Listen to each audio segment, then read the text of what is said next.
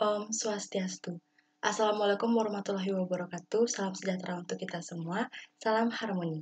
Perkenalkan, nama saya Nil Putuswartini, NIM 18130310112.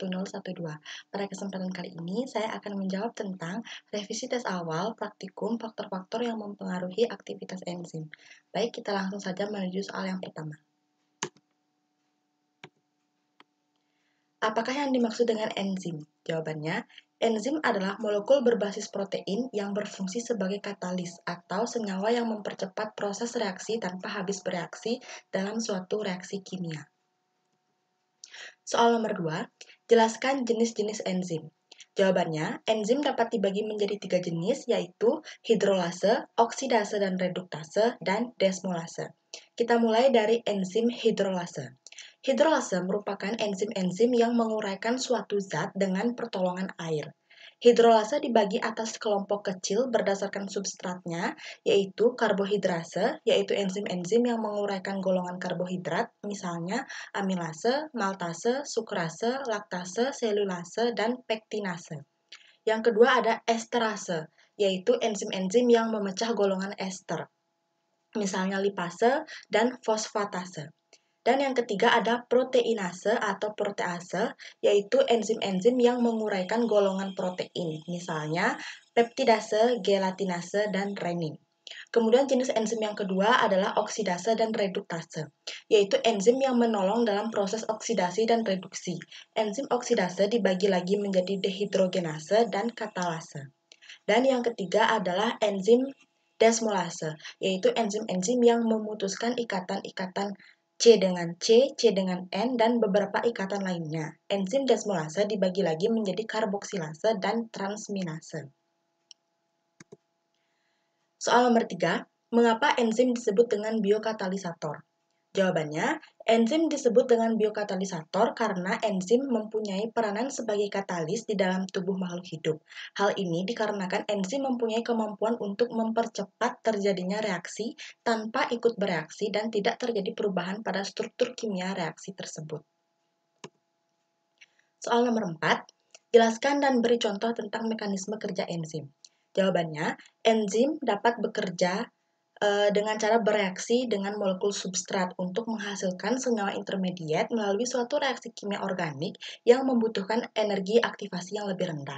Sehingga percepatan reaksi kimia terjadi karena reaksi kimia dengan energi aktivasi lebih tinggi membutuhkan waktu yang lebih sama. Sebagai contoh, yang pertama ada zat X bereaksi dengan C menghasilkan zat XC, di mana C di sini adalah sebagai senyawa intermediat. Kemudian yang B ada zat Y bereaksi dengan XC menghasilkan XYC. Nomor 3 ada senyawa XYC bereaksi menjadi CZ. Dan yang terakhir ada zat CZ bereaksi membentuk C dan Z. Maksudnya terurai membentuk C dan Z. Nah, dapat diketahui di sini terdapat senyawa intermediat yaitu C. Nah, lebih lanjut, mekanisme reaksi kerja enzim ini dapat dibagi menjadi dua, yaitu model gembok dan kunci atau lock and key, dan model ketepatan induksi atau induced feed. Nah, yang pertama yaitu model gembok dan kunci. Dalam model ini, enzim diumpamakan sebagai gembok yang mempunyai bagian kecil dan dapat mengikat substrat. Bagian enzim yang dapat berikatan dengan substrat disebut dengan sisi aktif. Substrat diumpamakan kunci yang dapat berikatan dengan sisi aktif enzim. Nah, kemudian yang kedua ada model kecocokan yang terinduksi atau induced feed atau ketepatan induksi. Nah, dalam model ini, sisi aktif enzim merupakan bentuk yang fleksibel. Ketika substrat memasuki sisi aktif enzim, bentuk sisi aktif termodifikasi, melingkupi substrat membentuk kompleks. Ketika produk sudah terlepas dari kompleks, enzim tidak aktif menjadi bentuk yang lepas, sehingga substrat yang lain kembali bereaksi dengan enzim tersebut. Contohnya, E bereaksi dengan S menghasilkan ES, kemudian ES menghasilkan ES bintang, ES bintang bereaksi menghasilkan EP, dan EP terurai menjadi E dan P. Nah, ini merupakan gambar dari model lock and key dan induced feed. Yang A ini adalah lock and key, dan yang B ini adalah induced feed. Soal nomor 5. Dalam mempelajari enzim ada yang disebut dengan isoenzim. Jelaskan apa yang dimaksud dengan isoenzim. Jawabannya, isoenzim atau biasa disebut dengan isosim merupakan bentuk berbeda dari enzim yang mengkatalisis reaksi yang sama tetapi mempunyai sifat-sifat fisik kinetik yang berbeda, seperti titik isoelektrik, pH optimum, afinitas substrat, dan pengaruh inhibitor. Soal nomor 6, jelaskan apa yang Anda ketahui tentang koenzim dan gugus prostetik. Jawabannya, koenzim yaitu gugus yang tidak begitu terikat kuat dengan protein, yang berperan sebagai pemindah hidrogen, pemindah elektron, dan pemindah gugusan kimia tertentu atau grup transferin. Kemudian gugus prostetik adalah bagian enzim yang tidak tersusun dari protein, tetapi dari ion-ion logam atau molekul-molekul organik yang disebut dengan koenzim. Soal nomor 7, enzim merupakan suatu protein. Gambarkan model struktur enzim. Nah, di sini ada dua jenis dari struktur enzim. Nah, ini merupakan struktur yang pertama, di mana di sini dijelaskan enzim itu terdiri dari protein inaktif dan protein aktif. Protein inaktif ini merupakan apoenzim ditambah dengan kofaktor. Nah, apoenzim dan kofaktor ini disebut dengan holoenzim. Adapun protein inaktif ini dibagi lagi menjadi dua, yaitu molekul organik dan ion logam. Nah, dalam hal ini kofaktor itu sama dengan gugus prostetik, yaitu gugus yang terikat dan bila lepas tanpa kerusakan enzim. Kemudian ini adalah struktur enzim yang kedua, di mana dalam enzim itu terdapat dua sisi, yaitu sisi regulatorik dan sisi katalitik. Sisi regulatorik itu berhubungan dengan mekanisme enzim yang induced teori atau yang ketepatan induksi, dan sisi katalitik ini berhubungan dengan mekanisme reaksi yang lock and key. Nah, adapun dalam enzim ini nanti terdapat substrat dan inhibitor. Jika enzim itu bereaksi dengan substrat, maka akan menghasilkan sebuah produk. Sedangkan jika enzim ini bereaksi dengan inhibitor, maka tidak akan menghasilkan sebuah produk. Soal nomor 8, apa perbedaan unit aktivitas dan aktivitas spesifik dari suatu enzim? Jawabannya, perbedaan utama antara aktivitas enzim dan aktivitas spesifik adalah aktivitas enzim adalah mol substrat yang dikonversi oleh enzim per satuan waktu, sedangkan aktivitas spesifik adalah aktivitas enzim per miligram total enzim. Lebih lanjut, aktivitas enzim ini mengukur jumlah enzim aktif yang ada dalam kondisi tertentu, sementara aktivitas spesifik mengukur kemurnian enzim dalam campuran. Soal nomor 9, sebutkan faktor-faktor yang dapat mempengaruhi kerja enzim. Jawabannya ada banyak faktor yang dapat mempengaruhi kinerja enzim atau aktivitas enzim. Antara lain yang pertama ada suhu, ada pH, konsentrasi enzim, konsentrasi substrat, aktivator, dan inhibitor. Soal nomor 10, mengapa substrat dapat mempengaruhi aktivitas enzim? Jawabannya, enzim tidak dapat bereaksi dengan substratnya. Bertambahnya konsentrasi substrat meningkatkan kecepatan reaksi saat jumlah enzim pada reaksi itu tetap. Tetapi, saat seluruh sisi aktif enzim sedang bekerja, penambahan konsentrasi substrat tidak meningkatkan kecepatan reaksi. Hal ini karena sisi aktif enzim memiliki keterbatasan dalam memecah substrat, sehingga ketika semua sisi aktif enzim sudah terpenuhi untuk memecah substrat, maka aktivitasnya sudah dianggap maksimum. Soal nomor 11, mengapa pH dan suhu dapat mempengaruhi aktivitas enzim? Yang pertama kita lihat dulu dari sisi pH-nya. Perubahan pH dapat mempengaruhi perubahan asam amino kunci pada sisi aktif enzim sehingga menghalangi sisi aktif berkombinasi dengan substratnya. Hal ini karena asam amino terdiri dari residu-residu asam amino yang memiliki muatan positif dan muatan negatif yang ditujukan oleh gugus amina dan gugus karboksilnya. Perubahan pH dapat mempengaruhi perubahan pH dapat mempengaruhi efektivitas sisi aktif enzim dalam membentuk kompleks enzim substrat. Selain itu, perubahan pH dapat menyebabkan terjadinya proses denaturasi protein sehingga menurunkan aktivitas enzim. Kemudian kita lihat dari sisi perubahan suhunya. Nah, perubahan suhu dapat mempengaruhi aktivitas enzim karena jika suhu ditingkatkan, maka sangat reaktif, namun kestabilannya sangat rendah. Begitu juga sebaliknya, jika suhu diturunkan, maka enzim menjadi tidak reaktif tetapi lebih stabil. Soal nomor 12, Mengapa konsentrasi enzim dapat mempengaruhi aktivitasnya? Jawabannya, konsentrasi enzim dapat mempengaruhi aktivitasnya karena kecepatan suatu reaksi yang menggunakan enzim tergantung pada konsentrasi enzim tersebut. Pada suatu substrat tertentu, kecepatan reaksi bertambah dengan bertambahnya konsentrasi enzim.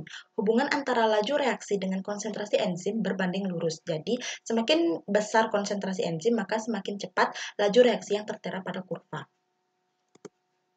Soal nomor 13, jelaskan prinsip kerja percobaan pengaruh suhu pH substrat terhadap aktivitas enzim. Jawabannya, enzim diuji pada pH tinggi atau optimum pada suhu antara 25 derajat Celcius sampai dengan suhu 38 derajat Celcius dan pada konsentrasi substrat mendekati jenuh. Pada keadaan ini, laju reaksi awal biasanya sebanding dengan konsentrasi enzim. Dengan mengetahui konsentrasi enzim yang digunakan dalam reaksi, maka akan terlihat pengaruhnya terhadap aktivitas enzim. Asai enzim secara konvensional dilakukan dengan pengukuran kecepatan terbentuknya produk atau kecepatan hilangnya substrat. Jika substrat atau produk menyerap sinar pada panjang gelombang yang spesifik, perubahan konsentrasi substrat atau produk dapat diukur melalui perubahan absorbansi pada panjang gelombang tertentu. Dalam hal ini biasanya diukur pada panjang gelombang 650 nanometer. Soal nomor 14.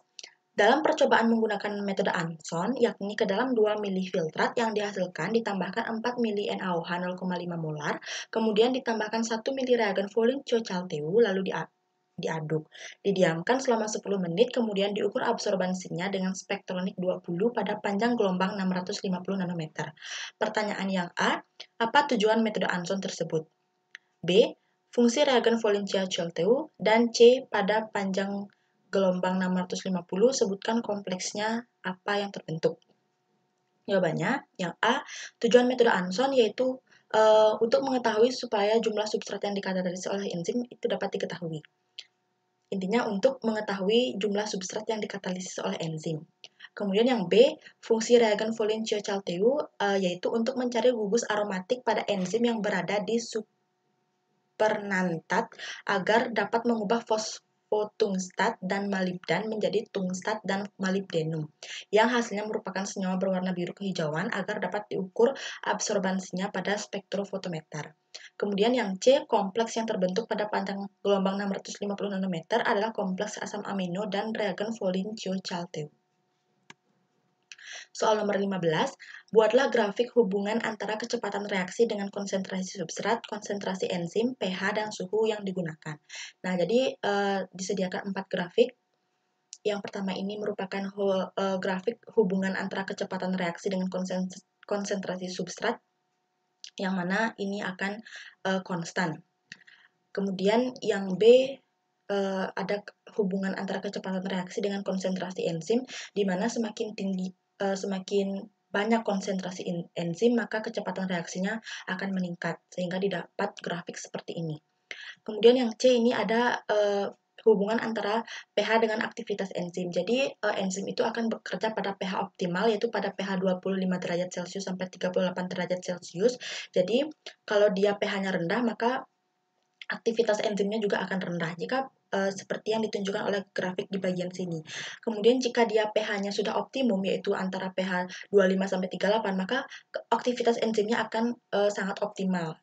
Terbukti dari adanya puncak yang ada pada grafik ini. Kemudian jika pH-nya terlalu tinggi, di sini tepatnya pH 12, maka aktivitas enzim juga akan merendah karena enzim hanya dapat bekerja pada pH optimumnya. Jika pH-nya terlalu rendah atau terlalu tinggi, enzim tidak dapat bekerja.